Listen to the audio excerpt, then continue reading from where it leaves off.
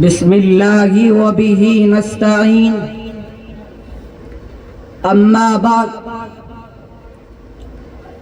فاعوذ باللہ من الشیطان الرجیم بسم اللہ الرحمن الرحیم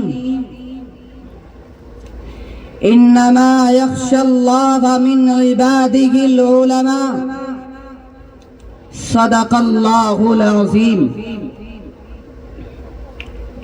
حکم مستحکم اور معزز اساتذہ کرام، آج میں آپ جیسے باوقار حضرات کے روبرو علماء دیوبند کے عنوان پر لب کشائی کرنے کی جسارت کر رہا ہوں۔ وہ یہ ہے کہ آج ہمیں اس بات پر فخر اور یقین مستحکم ہے کہ پوری دنیا میں اگر کوئی جماعت حق پر قائم ہے تو وہ اہل سنت والجماعت اور بالخصوص علماء دیوبند کی جماعت ہے۔ اور یہ بات بھی اظہر من الشمس ہے کہ اگر اہل علم کی کوئی جماعت العلماء ورثۃ الانبیاء کا حقیقی مصداق ہے تو بھی علماء دیوبند کی جماعت ہے۔ اور یہ بات بھی روز روشن کی طرح آیا ہے کہ علماء دیوبند نے آقائے نامدار جناب محمد الرسول اللہ صلی اللہ علیہ وسلم کی سنت کے آئین مطابق باطل کا ہر دور میں ہر جگہ ہر طریقے سے مقابلہ کیا ہے۔ اگر انگریز آیا تو اس کا مقابلہ بھی علماء دیوبند نے کیا ہے۔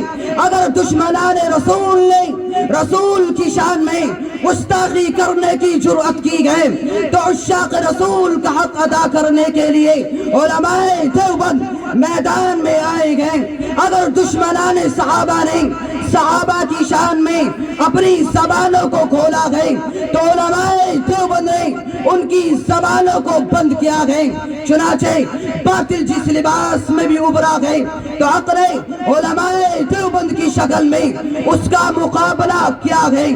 ذرا تاریخ اٹھا کر دیکھیے، آپ کو معلوم ہوگا اگر تحفظ قرآن کا مسئلہ آیا تو علماء دیوبند نے اپنے آپ کو پیش کیا۔ اگر تحفظ حدیث کا مسئلہ آیا تو علماء دیوبند نے اپنی جانوں کو قربان کیا۔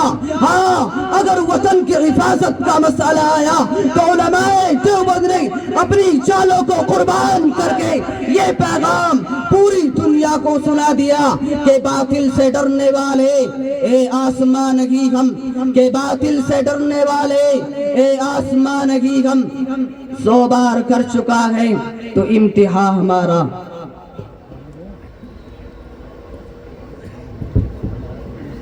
مخاطبین محترم، اور یہ بات بھی طے شدہ ہے کہ علماء دیوبند میں سے ایسی بے نظیر شخصیتوں کا ظہور ہوا جن کا قلب و جگر اسلام کی عظمت سے معمور تھا، جن کے چہرے پر عزم و استقلال کی کرنیں جلوہ فگن تھی، جن کا دل جذبہ جہاد سے سرشار تھا، جنہوں نے اپنی زندگی اسلام کی سربلندی اور اعلاء کلمت اللہ کے لیے وقف کر دی تھی، جنہوں نے ہر دور میں ہر زمانے میں शैतानी पंजों को मरोड़ा गए। चुनाचे जब भी किसी फिरौन वक्त ने अना रब्बुकुमुल आला का नारा बुलंद किया तो उसी वक्त उलमाए देवबंद जलाले मूसा बनकर नमूदार हुए हैं और मर्दानवा सरबगफ कफन बरदोश होकर मैदान में आ निकले गए और जमकर बेखौफी से बातिल का मुकाबला किया गया और इस बात को साबित कर दिया गया कि देवबंदियत डरने का नाम नहीं है, देवबंदियत बिक जाने का नाम नहीं है, देवबंदियत आपस में इख्तिलाफ पैदा करने का नाम नहीं है, बल्कि देवबंदियत तो मैदान हक में कूद जाने का नाम है। देवबंदियत तो बातिल को जूते की नोक से उड़ा देने का नाम है। देवबंदियत तो एक है कि अगर मैदान में कादियानियत आएगी तो उसको देवबंदी फिक्र से उड़ा दिया जाएगा, अगर मैदान में अगर हैसियत आएगी तो उसको भी नेस्त आबूद कर दिया जाएगा।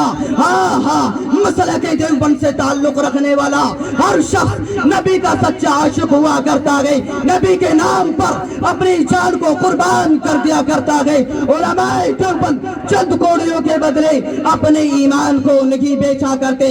जरा तारीख उठाकर देखिए, एक तो इलियास नहीं सैकड़ों ऐसे इलियास मिल जाएंगे जिन्होंने इश्क रसूल की खातिर अपनी जान जाफरी के हवाले करके ये पैगाम पूरी दुनिया को सुना दिया कि बात आया है दुनिया पर हम फूल भी हैं तलवार भी हैं, कि बात आया है दुनिया पर हम फूल भी गए तलवार भी गए, या बस में जहां महकाएंगे या खून में नहा कर दम लेंगे।